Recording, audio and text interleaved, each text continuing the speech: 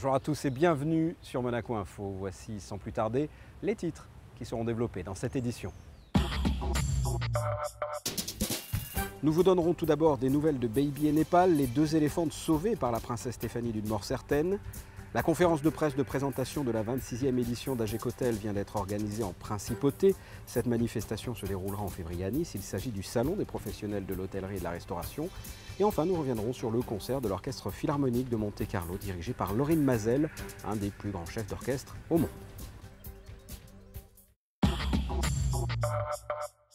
Direction le Montagel pour débuter ce journal. C'est là, au centre de Fontbonne, qu'ont été accueillis Baby et Népal, ces deux éléphantes menacées d'euthanasie. La princesse Stéphanie leur a aménagé un immense parc. Reportage de Patricia Navarro.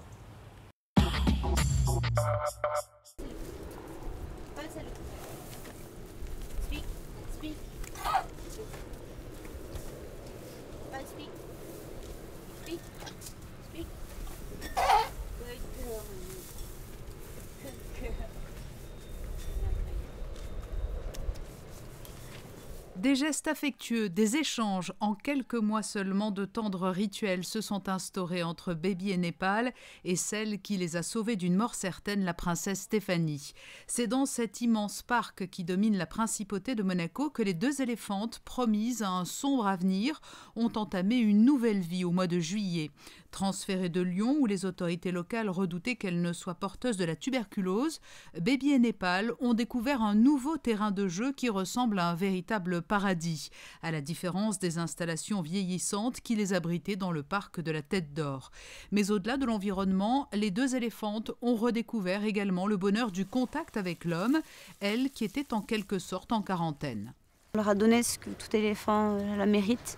Comme vous pouvez le voir, on a des tas de sable partout, elles ont de la boue, elles ont une piscine, elles ont des branchages, elles ont tout ce dont elles ont besoin, quoi. Et elles s'ennuient jamais et elles ont bien mérité après les tumultes par lesquels elles sont passées et la vie qu'elles ont eue. Je crois qu'elles méritaient de finir leur jour heureux et tranquille ici. Elles sont complètement épanouies rien qu'au niveau même du caractère, de tout. Et puis au niveau physique, elles ont repris du poids. Donc là, on les estime à peu près à 4 tonnes maintenant, alors que leur départ, elles faisaient 3 tonnes 3 et 3 tonnes 5, je crois. Donc elles ne doivent pas être loin des 4 tonnes maintenant. Et aussi au niveau de la peau, et elles ont retrouvé une vraie peau d'éléphant avec des poils, voilà, même sur leur queue, ça recommence à pousser. Et c'est beau de voir que voilà, on est arrivé à leur faire des soins, les douches une fois, voire 2 fois par jour, l'alimentation. Et voilà, on leur a fait les ongles, elles sont belles, quoi, et en bonne santé.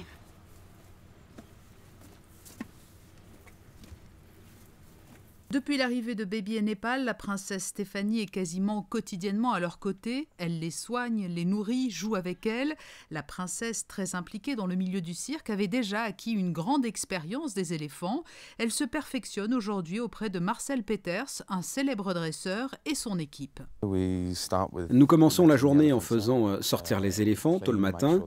Nous nettoyons régulièrement leur abri pour qu'elles soient toujours propres. Après, nous les nettoyons elles aussi pour qu'elles soient toujours dans les meilleures conditions possibles. Et puis je me charge aussi d'aller à Monaco chercher leurs fruits et légumes pour qu'elles ne manquent de rien.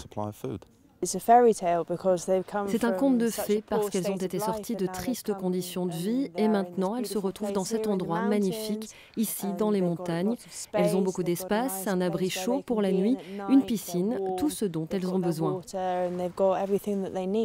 Les doutes sur la santé des éléphantes sont en passe d'être totalement levés. Tous les récents tests effectués le prouvent.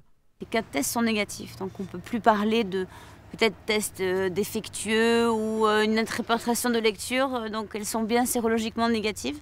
On a quand même procédé au lavage de trompe qui sert à dépister s'il y a une tuberculose active au niveau de la trompe qui est la plus contagieuse. Déjà entre éléphants. Et voilà, les premières PCR, c'est-à-dire les premières cultures sur Népal sont négatives. Donc il n'y a pas de raison, surtout que notre vétérinaire nous a bien dit qu'un animal sérologiquement négatif ne peut avoir un lavage de trompe positif que s'il est mourant.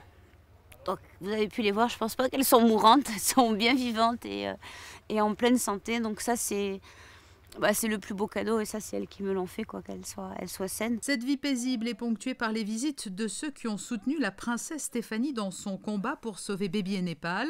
Alain Frère, conseiller artistique du Festival international du cirque de Monte-Carlo, en fait partie. Je suis admiratif de ce qu'a fait la princesse Stéphanie. C'est pour ça que je suis là encore aujourd'hui, pour vous dire un merci. Et puis vous savez, cette princesse qui aime les animaux, qui aime le cirque, eh bien, elle donne une belle image du cirque aussi. Et en donnant une belle image du cirque, comme ce que fait la famille princière et son papa, parce que son papa a été mon ami pendant des années, je pense que de là-haut, même si le ciel aujourd'hui est un petit peu sombre, eh bien, il la voit et il doit applaudir tous les jours.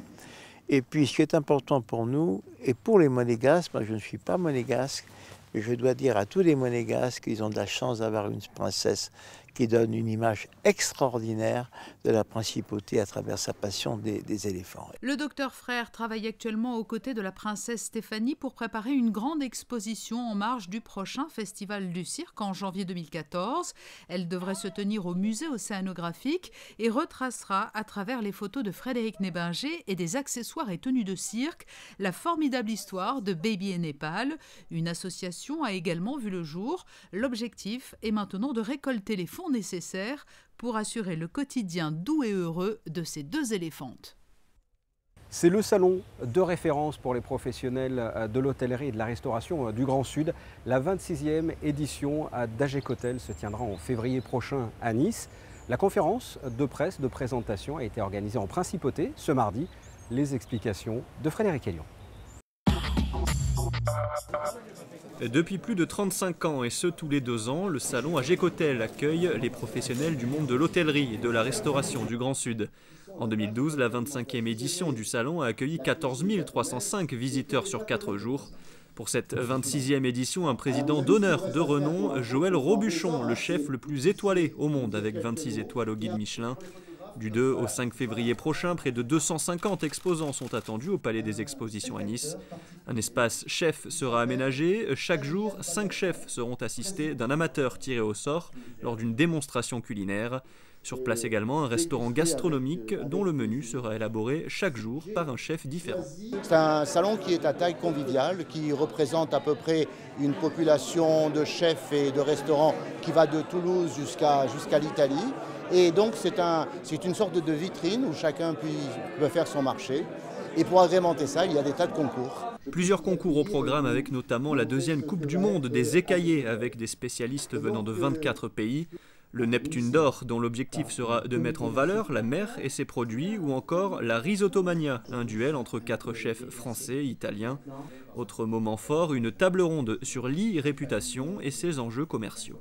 On ne peut plus vivre sans les réseaux sociaux et aujourd'hui ils font la pluie et le beau temps, donc les hôteliers se révoltent en quelque sorte parce que si chacun a le droit de mettre n'importe quoi, ils ont eux le droit aussi de se défendre. C'est pour ça qu'on aura cette tendance sur AGEC Hotel où ils pourront discuter avec ceux qui font justement la pluie et le beau temps.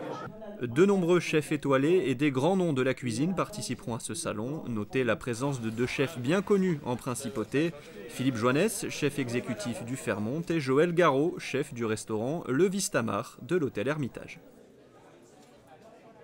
Musique à présent, l'Orchestre Philharmonique de Monte-Carlo a donné un concert dimanche à l'Auditorium Régnier 3. On peut considérer que ce concert est un des événements de la saison. L'orchestre était tout simplement dirigé par Laurine Mazel, un des plus grands chefs d'orchestre du monde. Reportage de José Sacré.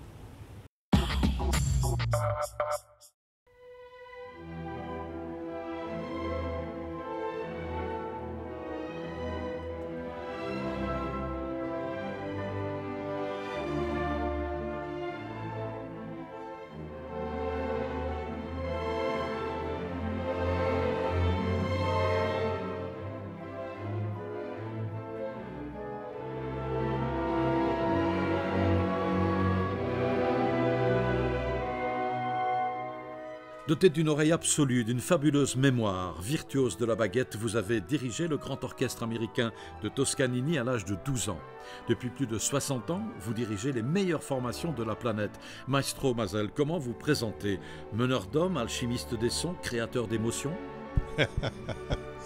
Bon, non, j'aime pas les titres de ce genre-là. Je me sens vraiment comme un collègue qui travaille avec des autres collègues en faisant de la musique ensemble, une musique que nous aimons. Alors, c'est une recherche très précise sur le plan sonorité et sur le plan passion, parce que c'est très important, surtout dans le domaine de la musique classique, de pouvoir faire la musique avec passion, avec enthousiasme.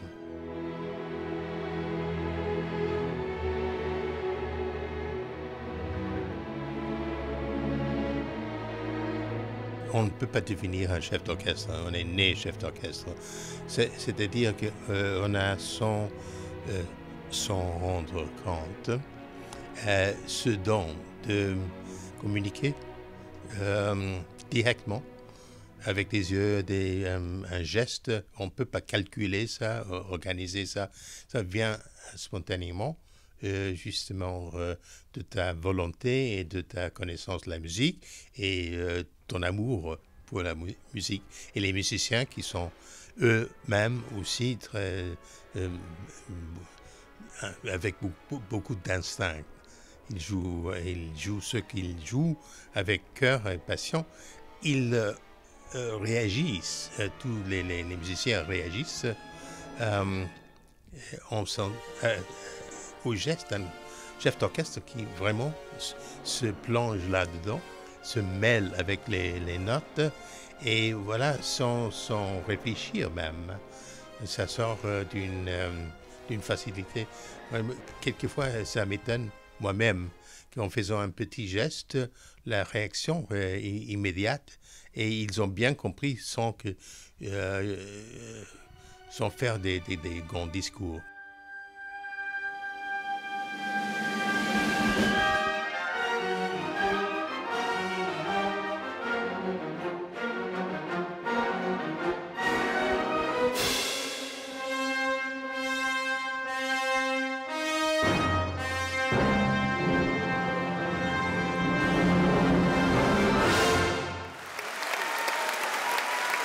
La 4e symphonie de Brahms et le concerto pour orchestre de Bartók ont été salués par une véritable ovation. Le public et les musiciens de l'Orchestre Philharmonique de Monte-Carlo vous ont longuement applaudi. Qu'avez-vous ressenti, maestro? J'étais bien content parce que il s'agit vraiment il s'agit d'un orchestre bien préparé, bien calé, bien en forme, et grâce à eux, on a pu vraiment faire un concert très, très concentré avec toutes les sonorités qu'il fallait. Tout était en place et j'aime beaucoup travailler avec un orchestre qui a tellement d'élan et d'esprit et de volonté de faire bien.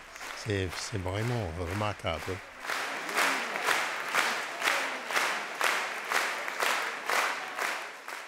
Quel temps va-t-il faire cette fin de semaine? Voici la météo. À commencer par jeudi, le soleil sera voilé par des nuages élevés. La force du vent de sud-ouest va se renforcer un peu jusqu'à 50 km/h.